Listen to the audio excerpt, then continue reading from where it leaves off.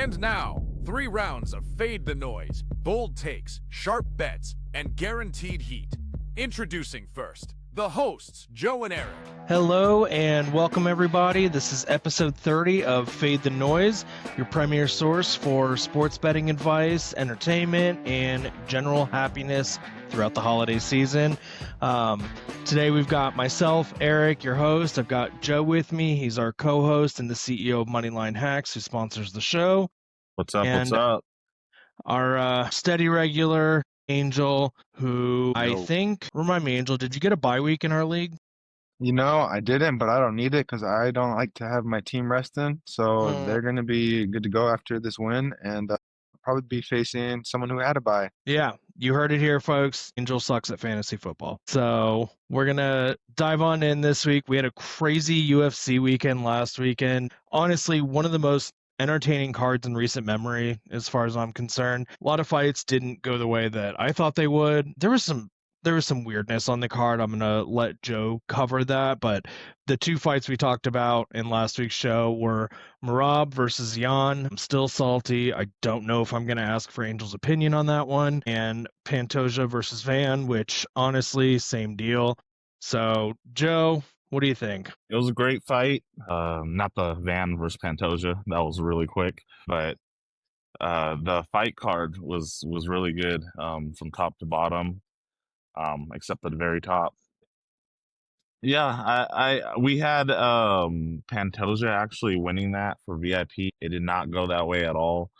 Kind of hard to break that down actually because it ended so quick with the injury. But I think we'll get a good. I think the new champ Josh Van will get a good test in the form of Tatsuro Taira in his next fight. When they fight, Taira is 17-1. That one loss is to Pantoja.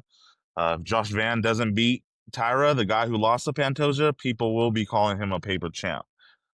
He needs to beat Taira, and then he needs to defend against Pantoja to be looked at, I think, as the actual champ. It sucks. It sucks. He is the actual champ, but I mean unanimously across, right now it seems to be a little controversial. There's two sides to it. Some people are saying he lucked into the belt. Some people are saying he caused it. Regardless of all those opinions, it's not a normal way to win a fight, and it leaves a lot to be, it just leaves a lot of questions out there. So Josh Van is the second youngest champion behind John Jones now to ever get a UFC belt. So to keep that record intact and to be looked at as a real champ, he needs to beat those two guys, like I just said. Yeah, the Brandon Moreno one, it kind of seemed like a tale of like the old blood going out and the new dogs taking over. Brandon Moreno just absolutely got outclassed, and Cejudo got outclassed by Peyton Talbot. All the old dogs, him, Pantoja, Brandon Moreno, they just all lost. So wasn't their night. But we keep it pushing. We did win some big bets that night. We won a plus 275 Taurus by KO. So that was a good one. Macy Barber got the decision.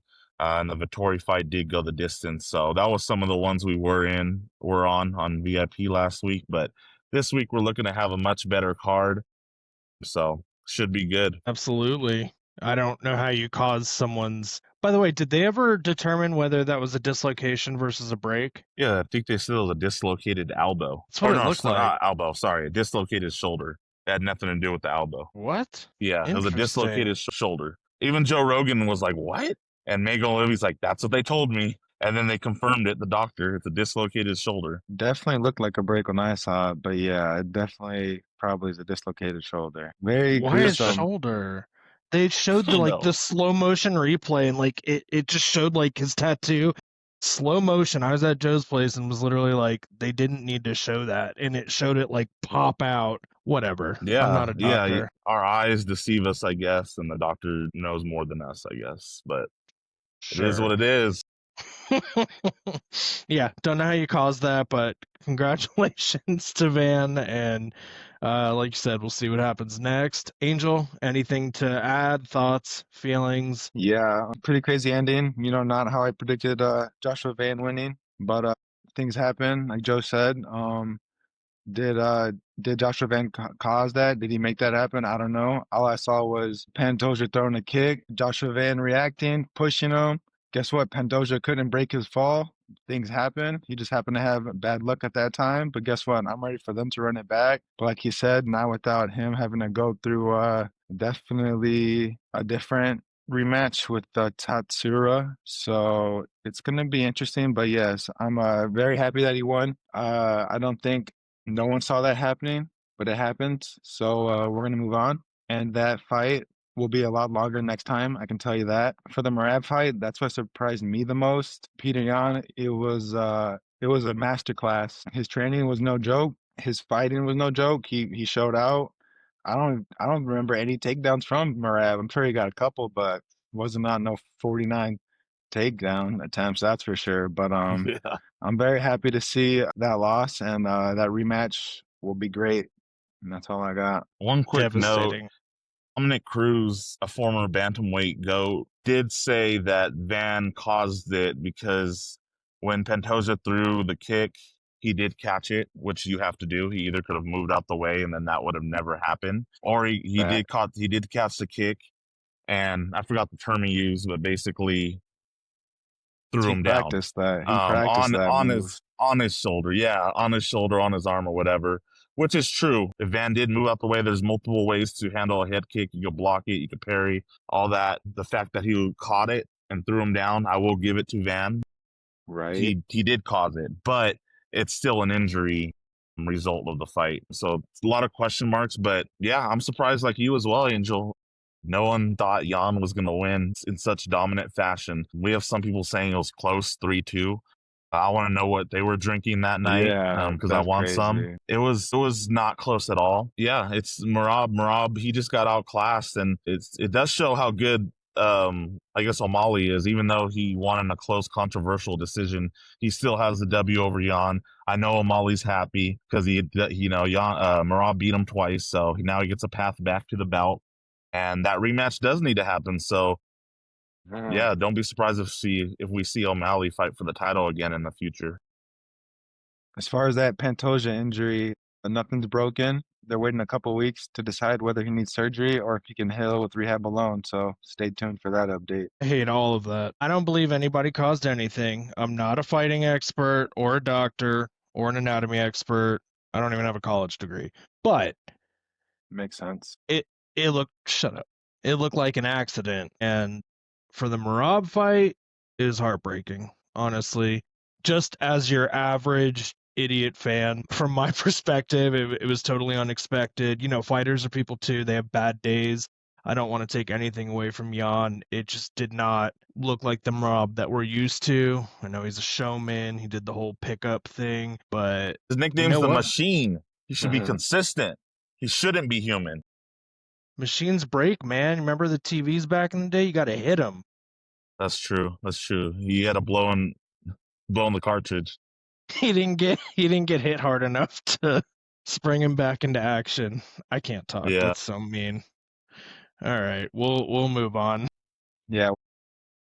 I don't know if that was upset of the year, but it was one of the main crazy upsets, that's for sure. It was For one of the belts, biggest yeah. upsets of the year. Yeah. For belts, insane. yeah, I would say it is. And then we're gonna go talk about Royval versus Cape. I think that's a pretty cool fight coming up. And it says Cape is -278. Rounds are set at 3.5. Joe, you want to take us away? Yeah, so last UFC card of the year, last UFC card on ESPN. We're moving to Paramount next week. We're going to go out with a bang. We're going to go out how we started, winning. UFC Vegas 112, Royval versus Cop. It's going to be good. It's at the Apex. It's not a pay-per-view or anything like that. I know Royval is 17-8 versus Manuel Cop, who is 21-7. They're both flyweights, so 125-pound division. So Brandon Raw Dog Royval, man, yeah, he's relentless. He's a relentless grappler, has high pace offense, and his submissions and scrambles are just dominant. He has excellent submission, creativity, and cardio, high volume striking, and pressure scrambles that create openings just everywhere. Experience in war style fights. He's one of those fighters that just create the chaos, and he often delivers entertaining, action packed bouts. He's coming off a close but loss to the current flyweight champ Josh Van earlier this year. Royval is never boring. He's gritty. He has gritty grappling, volume pressure, and that just defines his fights. Every clinch and transition matters in a fight with him, especially in deep waters. On the other hand, we have Manal Starboy Cop, who he's an explosive striker, a good power puncher. He is the favorite in this fight. Striking accuracy is 55%, which is just a clean. He has clean explosive output. His knockout power and swift counters. Yeah, it's going to be a good one. He's rarely lazy as well, controlling everything, but explosive offense keeps opponents guessing. He is riding some momentum right now in a multi-fight run of finishes that boosts his confidence and betting stock. Cop mixes dangerous power with smart pacing. He doesn't just brawl, he picks moments to explode. When it really comes down to it, this fight, there's a really good angle for this fight. We'll keep that for best bet. You might already know what it is according to these two fighters' styles, but yeah, when it comes down to it, if Royval gets the clinch in the ground, he stays in it. If he gets it to the clinch or the ground, but if Cop controls distance at range, he's gonna pick him apart. He's gonna stay sticky and crisp, and it's gonna get Royval out of there pretty quick if Royval can't take it to the ground, in my opinion. We'll have a best bet on this fight, so make sure you stay tuned to the end. Said his name was Starboy. Yeah, like the Weeknd song. I don't know the song, but I hope he loses. Angel, what do you got? Yes, man. Joe pretty much covered it, but we are in for a high pace, high variance flyweight fight. Like Joe said, Royval did go against champion Joshua Van in an insane, probably one of the most insane fights I've ever seen.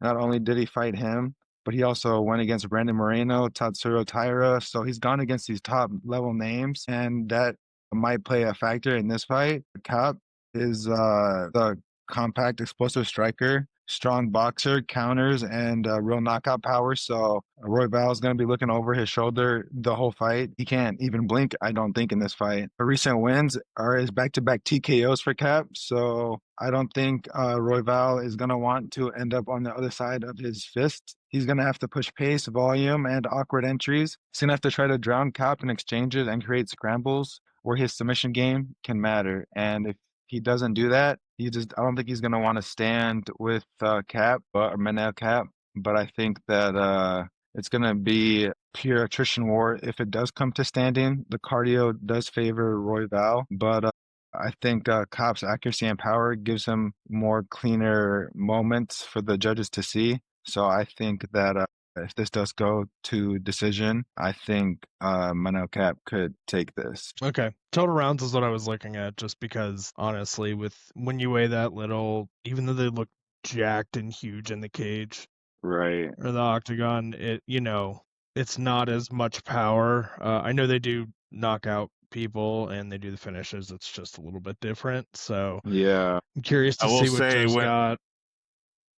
I will say when it's elite level talent like this, you can't really, I would say as a general broad description, yeah, for 125, but when it's elite talent like this, you can't generalize like that. Some guys just have the power to put people away, and Royval and Kate could do that.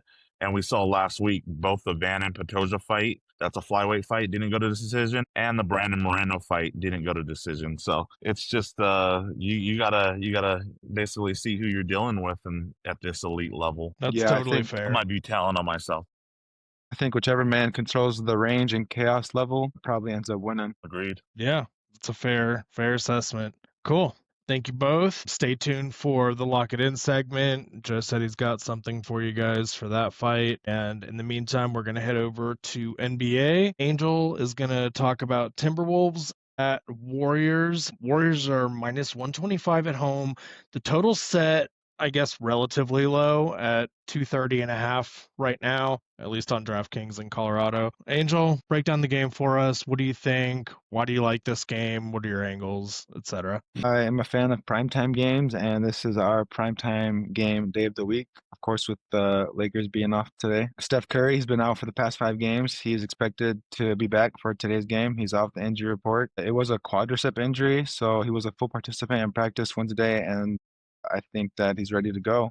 He's going to play a big factor, and I think it takes a big hit to a fella named Pat Spencer. It's kind of Curry's replacement for the time being, but I think yeah, Curry's gonna get right back into it. He's gonna put up his, long 3-point shots. It's gonna play a big factor. Anthony Edwards, he went off last game, 40 points. He's on the injury report right now, and he's questionable with right foot soreness. So I guess you probably are a little sore when you put up 21 shots and make 15 of them. I don't know, but hopefully he plays because he is much needed for the Wolves. 28 points per game is what he averages. But if he is out, look for others to step in. This is gonna be interesting for the series because Minnesota has won the last 4 meetings against the Warriors, including sending the Warriors home in the playoffs. So I think the Warriors want to win this very bad. And with Curry back, I think he puts up 40 this game, maybe more. But yeah, I think that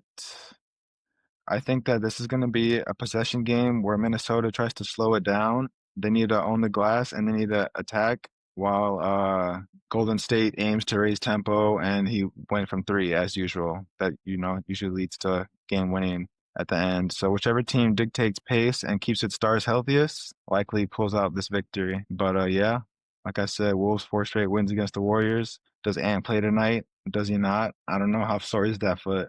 But look for Curry to put up some points. I hear you, and I don't care which he does it. I'm going to give Joe the first shot, but I usually don't follow NBA until NFL season's over. Do we still consider the Timberwolves a top defensive team, or did that go out the window with their off-season moves?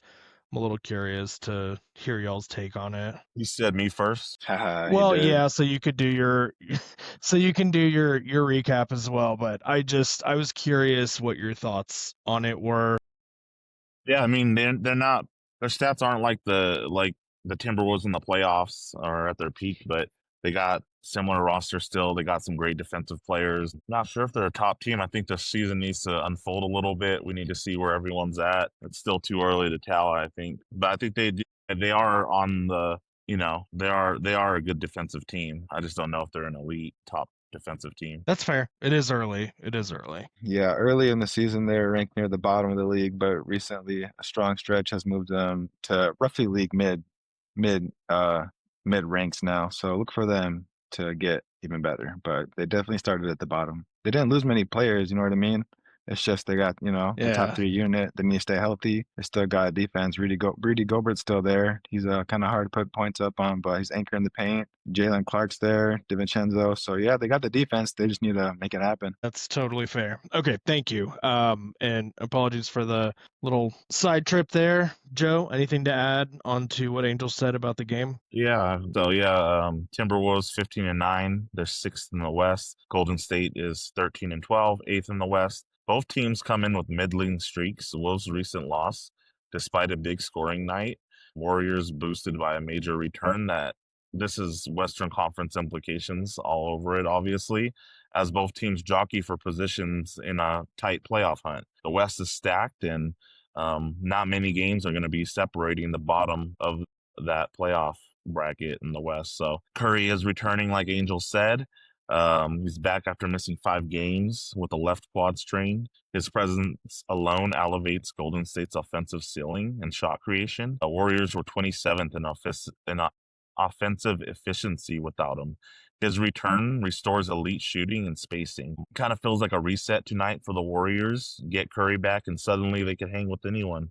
We'll see. Draymond Green is still out for his personal reasons, and that's a huge defensive and playmaking impact loss. Al Horford also sidelined, and that weakens front court depth and rim protection. So the Wolves defense might be looking a little better tonight than if they were in.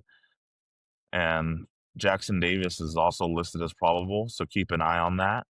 If active, it helps rebounding and paint scoring. It'll keep the Warriors in this game pretty well.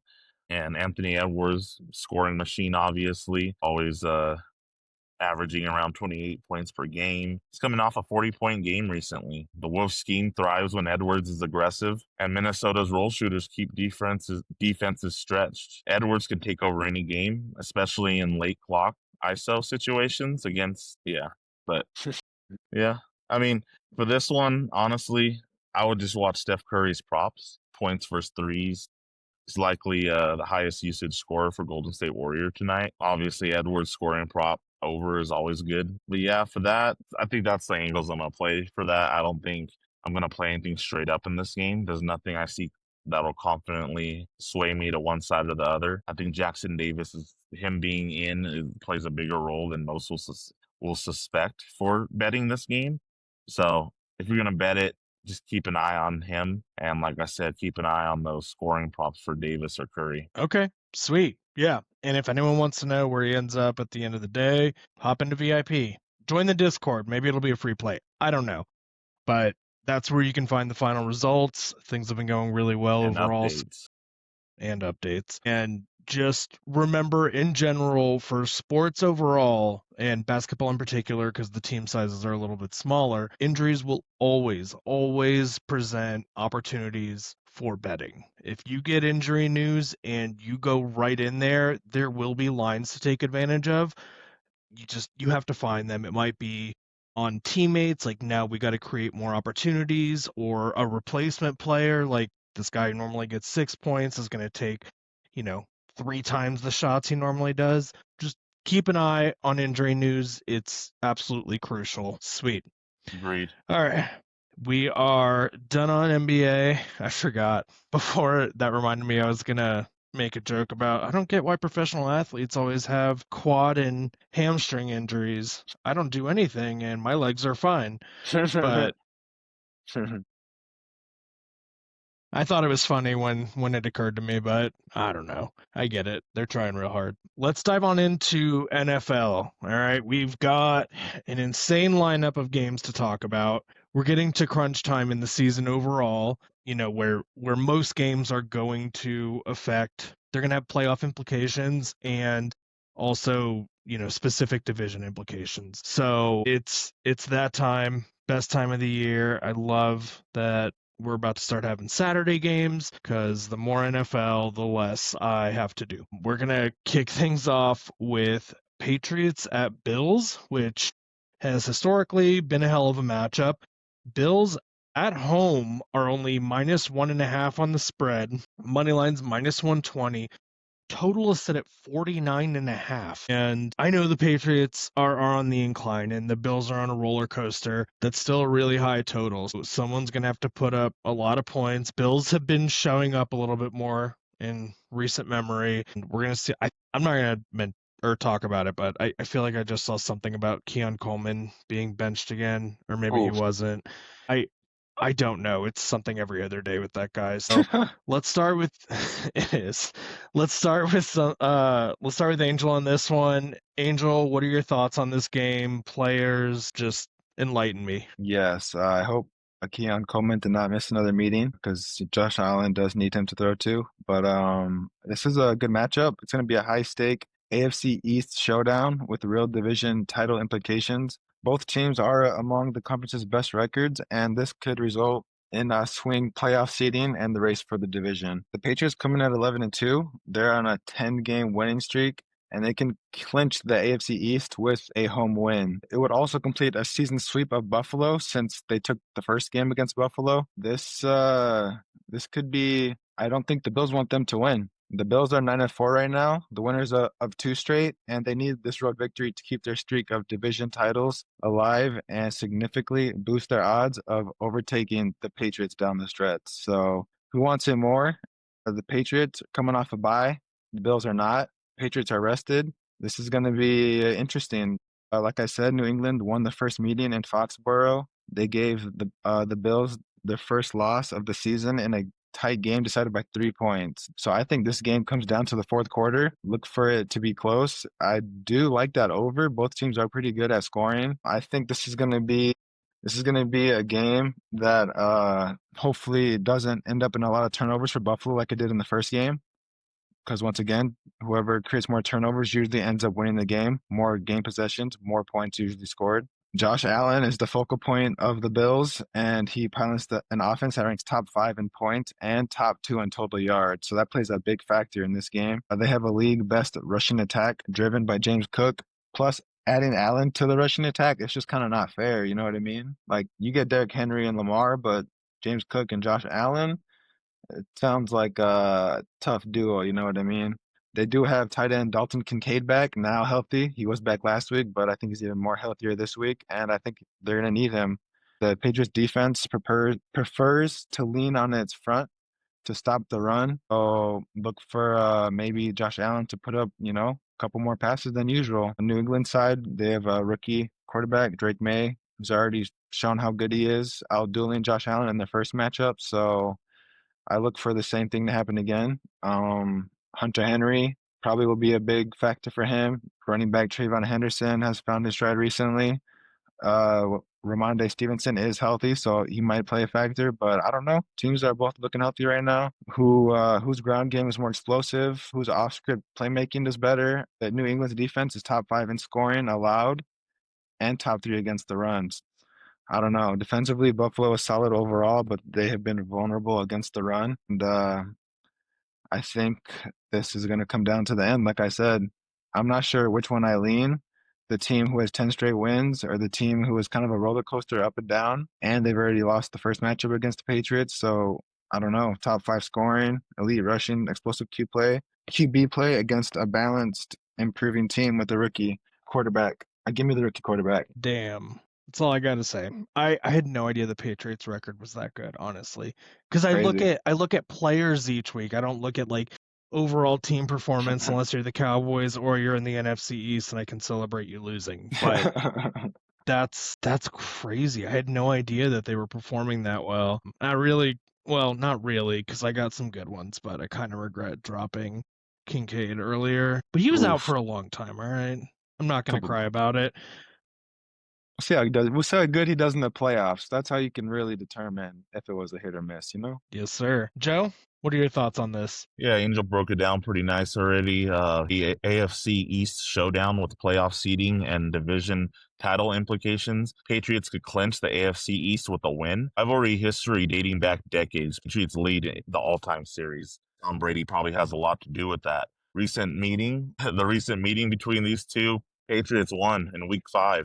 23-20. Patriots, they're, as you said, Eric, top tier record, currently number 1 in most power rankings. Efficient offense balanced in yardage and points, strong turnover management, run defense is elite, top 3 in the league, and Bills are historically weak versus the run. Offense is balanced production in yards, points, and EPA for the Bills, and the Bills' weakness versus the run is very glaring hole for this game.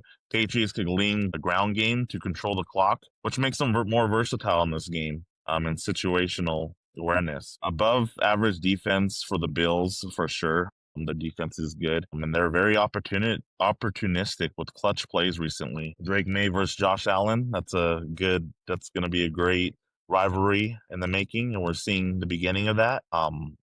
Allen's dual threat and MVP pedigree make this divisional game unpredictable. James Cook, always cooking, and Stephon Diggs, now with the Patriots, and big mastering of Bills coverage.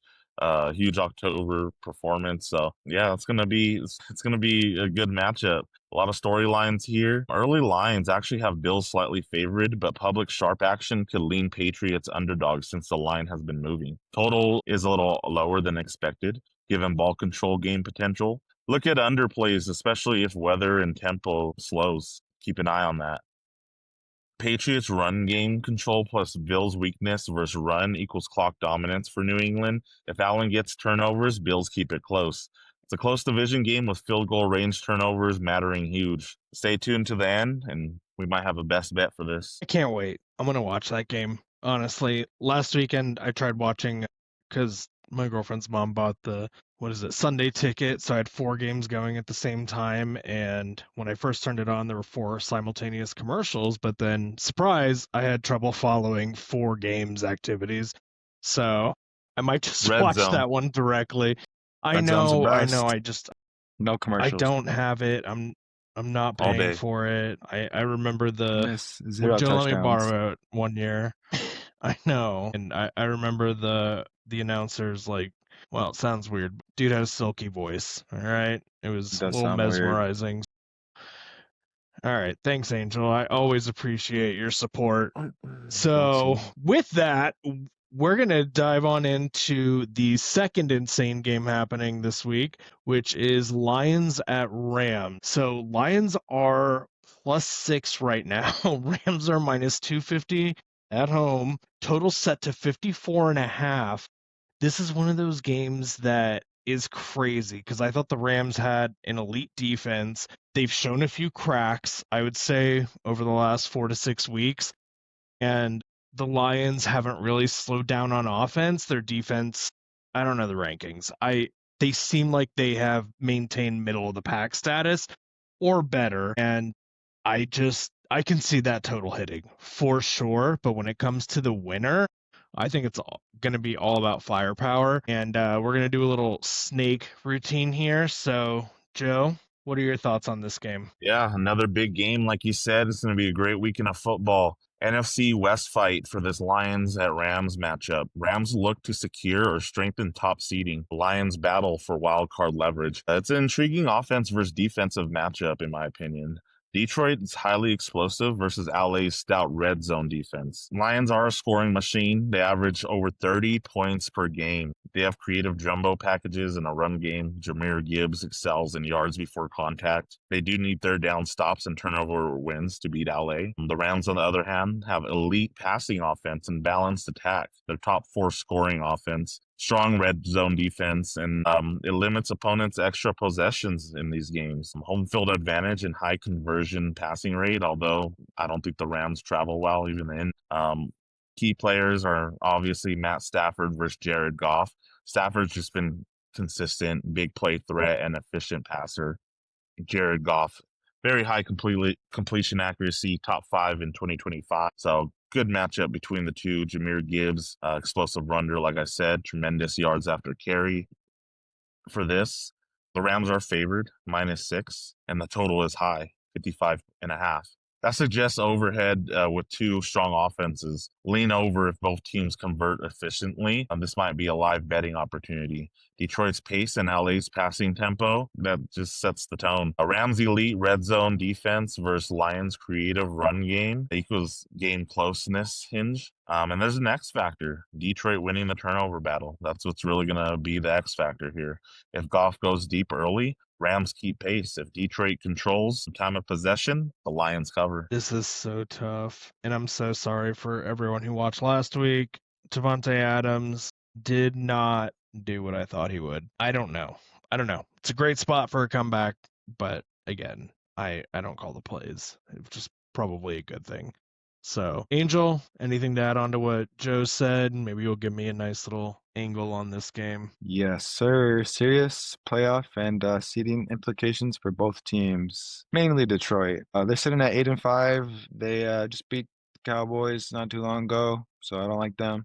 They're fighting for a wild card spot still. They can't afford to lose. Meanwhile, if the Rams win, they can further solidify the conference's #1 seed. And the Lions don't want to risk falling behind in an already crowded NFC wildcard race, especially if they cannot steal this road win. The Eagles, I think they're just going to keep on losing, man. So they're giving a door wide open to the Cowboys. That's all I'm going to say. Amen. Both of these offenses, that is the Lions and the Rams, they rank among the NFL's best. Detroit lead the league in points scored, despite key injuries, and Los Angeles topping most efficiency metrics through the air. The Rams are first in passer rating and success rate. So that plays a big part with how good Matthew Stafford's doing. I feel like we talk about the Rams a lot on this podcast, and it makes sense because they're really good. He's defying Father Time, as we've said before, and I think it helps when the Rams are allowing a league low sack total and one of the lowest pressure rates. So you wonder how is he doing so good? That makes a lot of sense how he's doing so good. Don't let your quarterback get hit.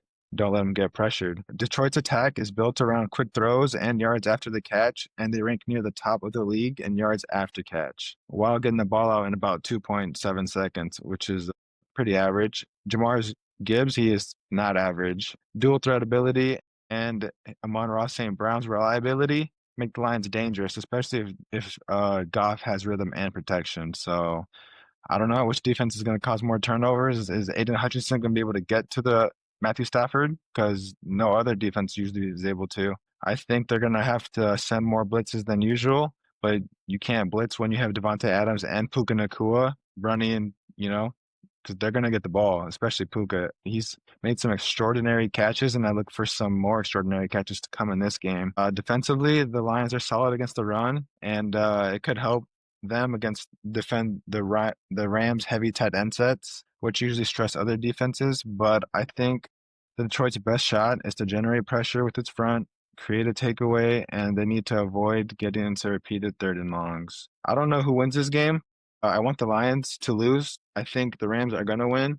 But yeah, I don't know, man. This might be another tough one for the Rams. But I think Lions got some momentum right now. And I expect Detroit's ground game to be a boom or bust. But they do own the league leading runs of 20 plus and 40 plus runs. So if they don't get a couple of those in this game, why not end good for the Lions? Yeah, I don't know how I feel about them being able to do that against LA's defense. And personally, I think the Rams have the edge, not necessarily to the level that Vegas does, but this is a prime opportunity for a teaser. Like if you think whoever wins, if it's going to be within 10 points spread wise and 10 points of the total, you'll make money. You got to always find the value wherever it lies.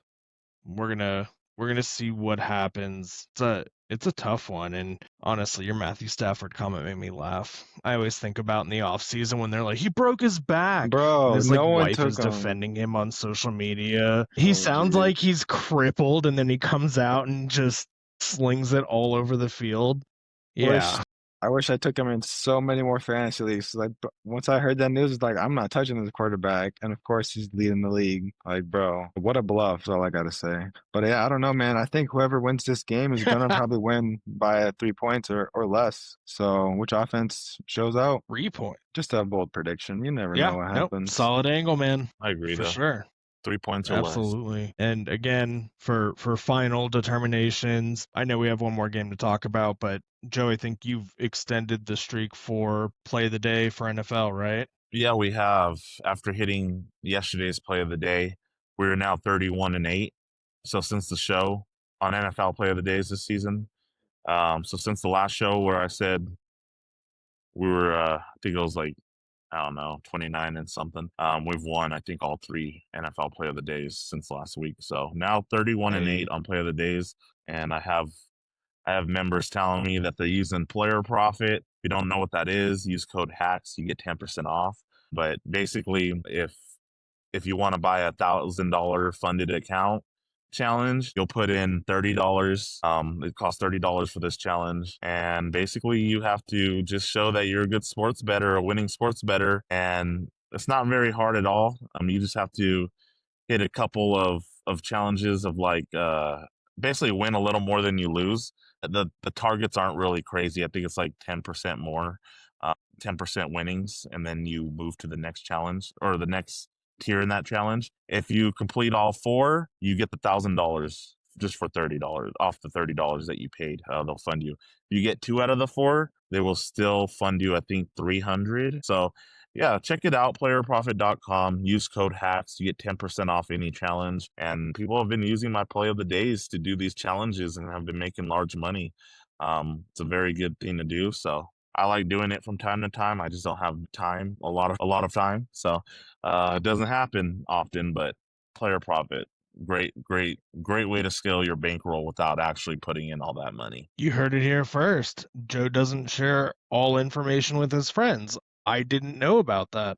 I knew about player profit. I just didn't know what it took to win, and I'm a stubborn man, so it's probably partly my fault, but damn. You might want to check it out. No kidding. But that is an insane play of the day record. If for nothing else, like I bet like a wuss, bankroll speaking, and percentage wise, I just can imagine my success level if I just do your play of the days and leave everything. Or overall, honestly, I don't know. I got to figure my life out.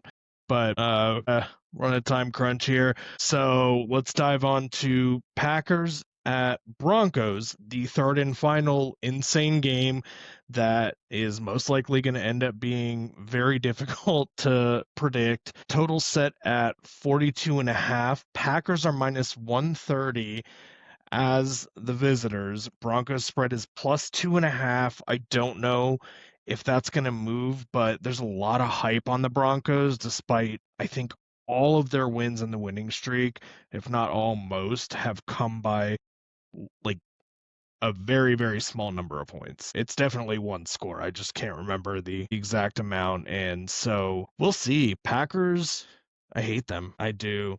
I don't have a good reason, but it's not the point of this show. So let's head on. Let's do Angel first, snake rotation. We'll go to Joe and then lock it in. We'll reverse. So, Angel, what are your thoughts on this game? Yes, I too do not like the Packers. We all have our own reasons, but I have mine. And this matchup is going to be at Mile High Stadium. It features two of the league's hottest teams, each chasing the number one seed in its own conference. Green Bay enters at 9-3, while Denver sits at 11-2, also unbeaten at home, setting up a physical defense-driven game with big playoff implications. The Broncos have ripped off a 10-game winning streak, and they're battling the Patriots for AFC's top seed. They're fueled by a top 3 defense in yards and points allowed. Meanwhile, Green Bay has won 4 straight games, reclaiming first place in the NFC North. And they're currently holding on to the number 2 seed while chasing the Rams for that 1 seed. But a lot of big games this weekend, and this is definitely one of them. Both teams have lived in one-score games recently, with Denver's last 5 wins and 3 of Green Bay's last 4, all decided by 7 points or fewer. So I think that suggests that we're in for another tight finish. Denver's pass rush has 55 sacks already and is on pace for a near record season. They're going to try to disrupt Jordan Love behind a Packers line that has surrendered only 18 sacks all year. Very tough to do, but edge rushers like Jonathan Cooper and Nick Bonito definitely are going to be tough to defend. Combine that with Pat Surtain's ability to erase a receiver on the outside, gives Denver a path to pressure with 4 and play tight coverage on Green Bay's young wideouts. One of those wideouts being Christian Watson. Very good, has multiple touchdowns in these last 2 games, and he's a deep threat for Jordan Love, so look for him to play a factor in this game. On the other side, Bo Nix, he leads an offense ranked around the top 10 in total yards, supported by a steady ground game that used to have J.K. Dobbins, but not anymore. Now we have rookie R.J. Harvey, who is proving to be very good and can definitely fit the running back 1 role. This is gonna play a big factor because the Green Bay, they have one of the best defenders in all of football, and former Cowboy Micah Parsons.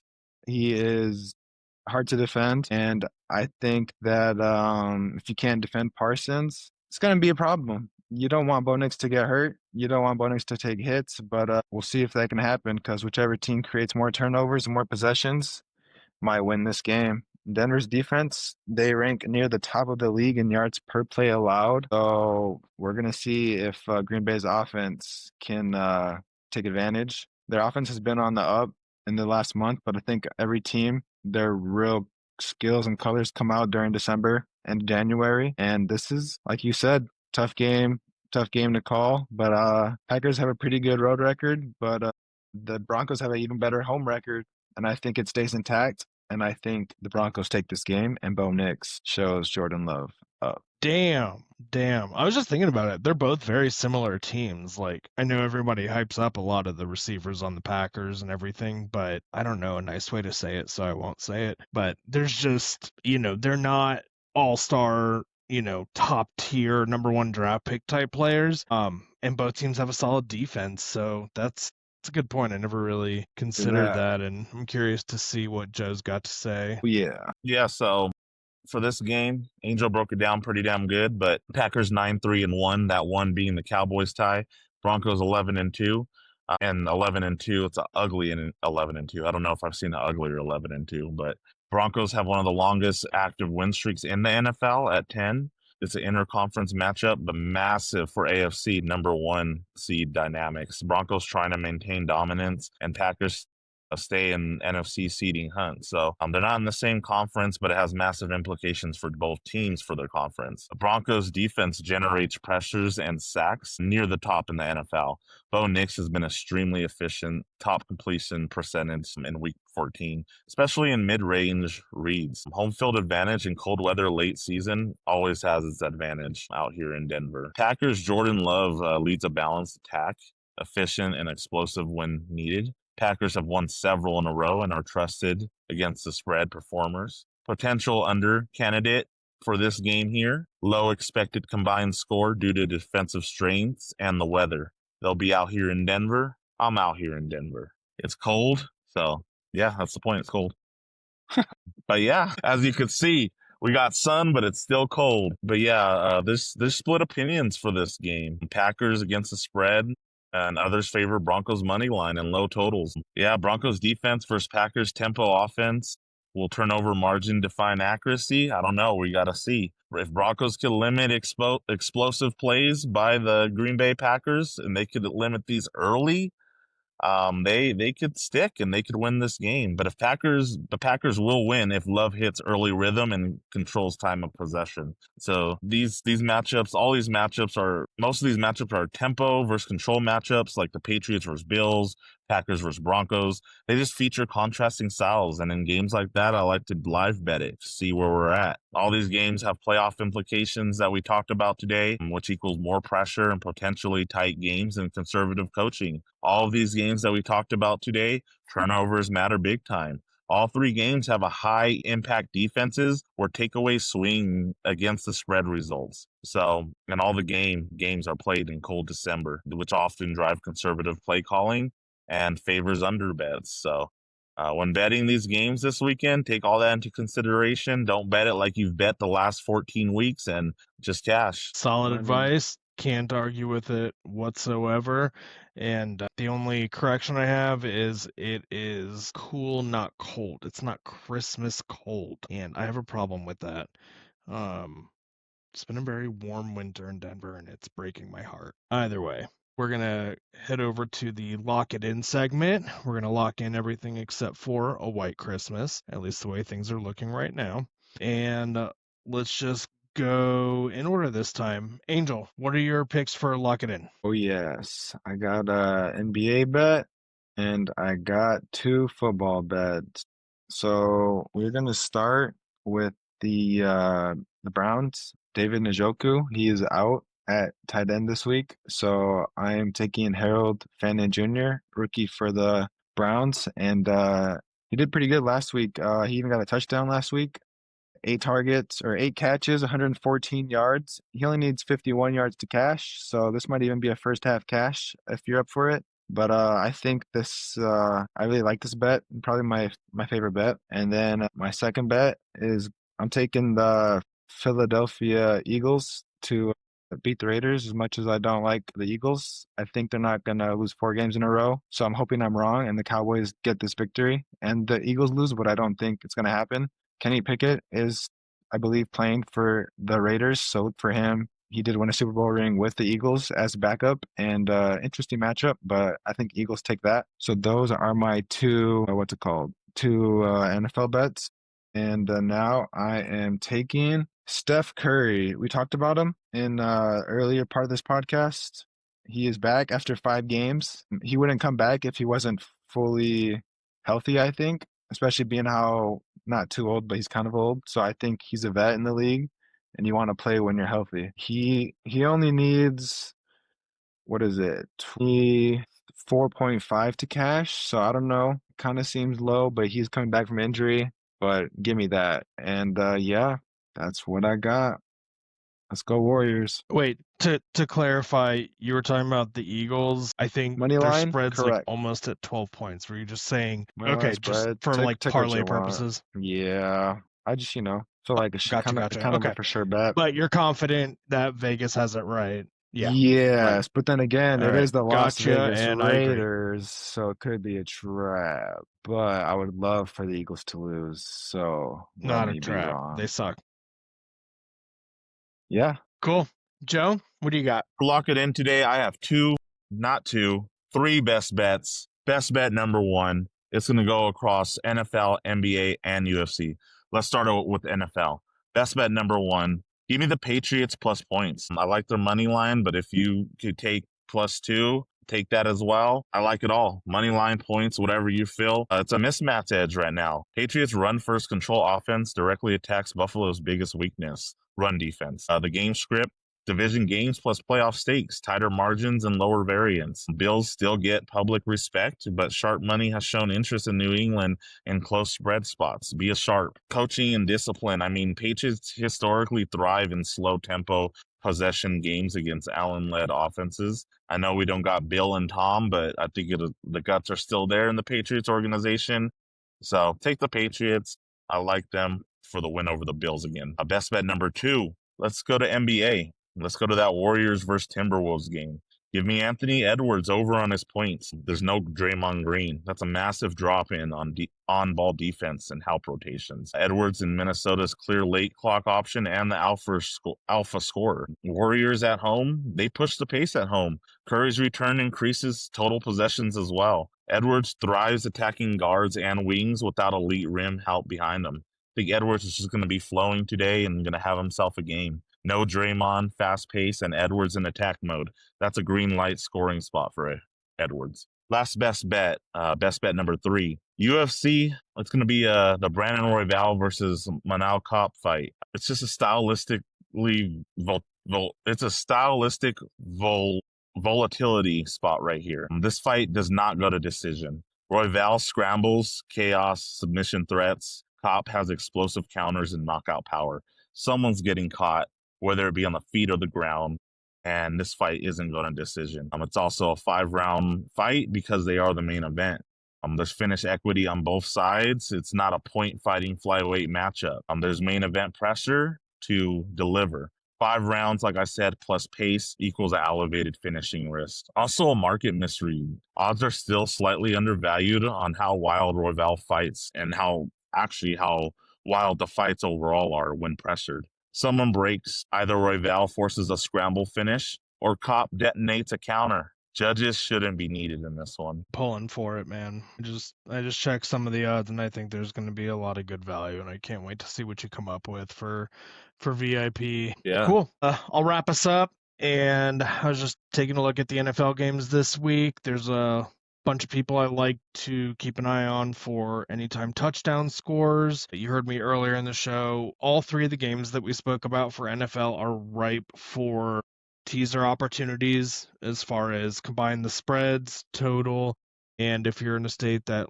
allows legalized betting and you can get, a safer line for things, it'll be easy to make things get to a reasonable odds.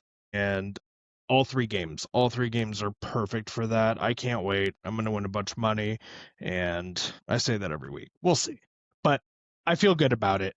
And for touchdown scores, I suggest people look at James Cook, obviously, Woody Marks against Arizona. He's on the Texans and been doing very well. I think he's in a really good spot. AJ Brown, honestly, the Eagles can't screw this game up. If they tried, maybe, but otherwise, AJ Brown's going to get his. He's a textbook whiner. You're not throwing the ball enough. Well, here it is against someone that doesn't matter, so there you go. Then ETN on the Jaguars, also in a phenomenal spot. Jamar Chase, surprisingly uneventful game last week. I don't think that's going to happen this week. I would look for him to pull off one of his signature touchdown catches. CMC, I think the 49ers are playing the Titans? I don't know.